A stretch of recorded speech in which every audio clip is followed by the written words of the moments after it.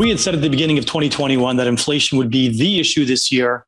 It'd be higher than the consensus thought in the first half of 21 and remain higher in the latter half of this year. Now, I think it's interesting that we think it's actually going to be a bit lower than the consensus expects in the latter half of 2022. We think inflation is going to be a bit sticky at the current elevated levels and probably won't peak until Q1 2022, but will move back below 2.5 in the third and fourth quarters next year.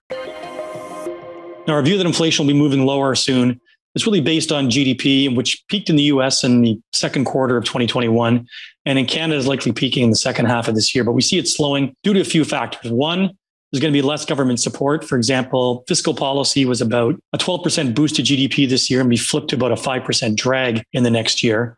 And in Canada, budget deficit to GDP was about 6% this year. We expected about half that next year. And the US budget deficit to GDP was 15% this year, and we expect 6% in 2022. So that's a big hurdle. I also think household income will take a hit from less government transfers. And governments are also going to do less quantitative easing next year. The Feds expect to be done their bond purchase program by June 22, and the Bank of Canada finished theirs in October of 21. In addition to the drag on inflation that should result from slower GDP, supply chain bottlenecks should also diminish for the next 4 quarters as countries reopen more fully. There still are some lingering concerns. Unit labor costs, which are one of the best predictors of where inflation is headed, they remain contained in Canada, but they have spiked higher in the US.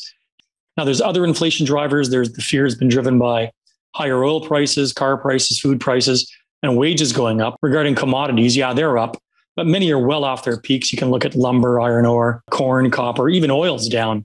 And in wages, average hourly earnings have been higher in the US, not really much in Canada. But there's something called the Atlanta Federal Reserve Wage Tracker, and that does a better job of telling you where wages are going. It shows that all the pressure is really amongst the 16 to 24-year-olds, 25 to 55s. Their wages aren't really rising anymore on a year-over-year basis than they were pre-COVID. And 55 plus, their year-over-year wage growth rate has actually fallen. We have had central banks spook the market a little bit here. The Fed, by announcing they're going to taper their bond purchase program and end it by middle of next year, by June, meaning they could be setting the stage to hike rates as soon as the third quarter next year. And that's faster than the consensus had expected. And in Canada, the Bank of Canada talked about the output gap closing in the second quarter of 22 and saying it could hike in the middle quarters of 22. Again, that's sooner than expected.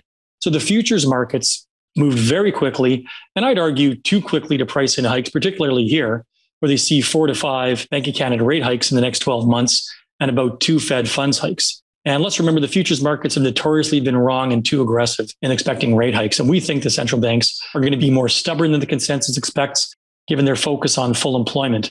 The Fed and the Bank of Canada both have a plan to slowly raise rates when they've seen a recovery for all groups. But there may come what I call like a Mike Tyson moment. Like Mike said, everyone has a plan until they get punched in the face. And the central banks have a plan, but the bond market may derail their plans. But bond yields or longer term interest rates, they could still move up a little bit, but nothing too excessive. That's mainly because we see GDP, even though it's slowing, it's still going to be fairly healthy around 3%, both in Canada and the US in 22, and inflation moving back down to the low 2s. So a bit higher bond yields probably is warranted. And the bank could be hiking rates, but not as much as the market currently has priced in. What does a nervous fixed income investor do in this environment? Clients buy fixed income for basically 3 reasons, usually diversification from volatility in stocks. They buy them for income, and they buy bonds also for capital preservation. None of these things really have changed. I mean, regarding diversification, let's look at the starting point. Well, bonds currently today, the benchmark in Canada has just a little above a 2% yield. Let's look at stocks. At the current, what they call the cyclically adjusted PE multiple, a 10-year average. Let's look at the US market. The San Francisco Fed says that stocks historically have returned about 0% real over the next 10-year period when you're at the current level of that cyclically adjusted PE multiple in the US.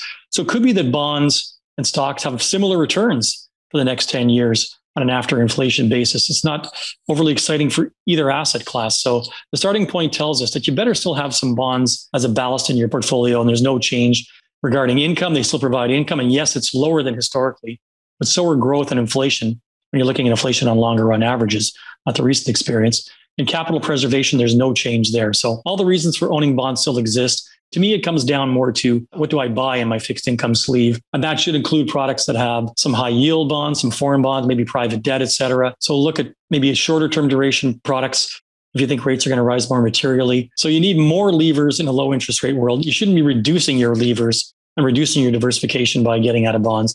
They're still an important lever for investors.